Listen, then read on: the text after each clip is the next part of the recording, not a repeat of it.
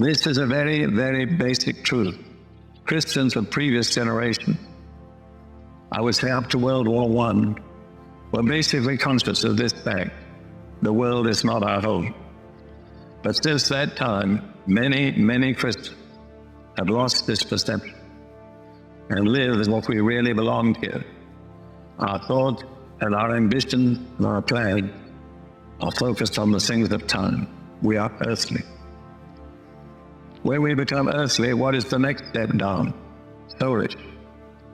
What is the essence of the soul? The ego. What is it to be soulish? It's to be egocentric, to be absolutely concerned with number ones, they say. The soulish person says, what's in this for me? The spiritual person says, how can I glorify God? I think you'll agree. I think I'm not being cynical. There is a great deal of soulishness in the contemporary church defined this way. Then the soulish opens up to the demonic. When you get into the realm of the soulish, you're exposed to the demonic. This, I believe, is primarily what permits demons to infiltrate the people of God, the work of God. A little later, I'll give you 5 examples of what has happened in this century.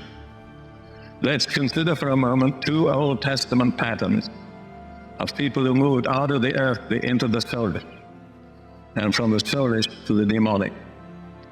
They were very distinguished people. The first one is Aaron. If you turn to Exodus 32, you will find something that always astonishes me. Here was the anointed and appointed high priest making a golden calf. I want to analyze what it says in Exodus 32, 1 through 10.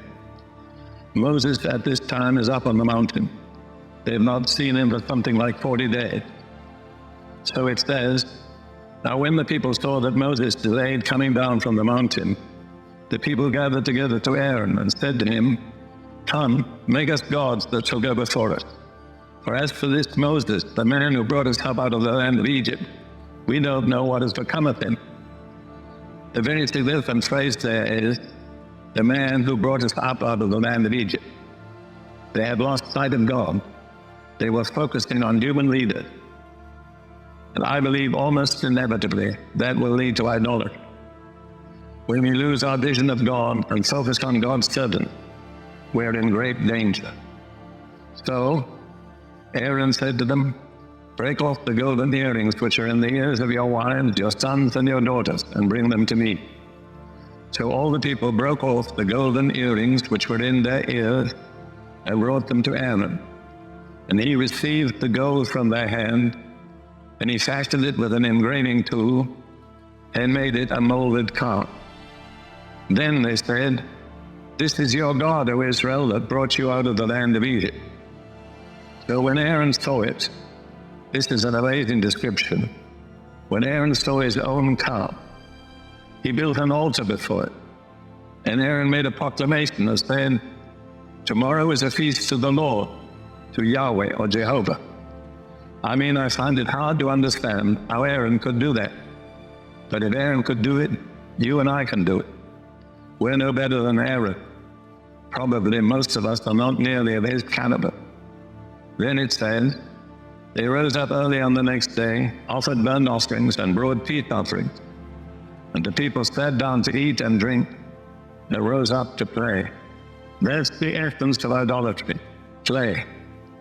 When our worship becomes play, we've moved out of the spiritual into the soulish, and ultimately into the demonic. I don't want to appear critical, but I have to say, to my understanding, most of what is called worship in the charismatic movement is not worship at all. Often it's very self-centered. God heal me, God bless me, God make me feel good, God do this and God do that. It is egocentric, it is soulish. Only the Spirit can focus directly on God. Much of the music that we have in the church today appeals to the soul, stimulates the soul. It's very much the same kind of music as is used in the world to stimulate the soul. I'm no expert in music, absolutely not at all. I cannot sing a note in tune. But I have a certain sensitivity to the impact of music. Having lived 5 years in Africa, I'm aware that certain repetitive themes and rhythms can deaden your sensitivity if you sit under that long enough, especially when it's very loud. You lose the capacity to discern. And in Africa, those rhythms are used to call up demons.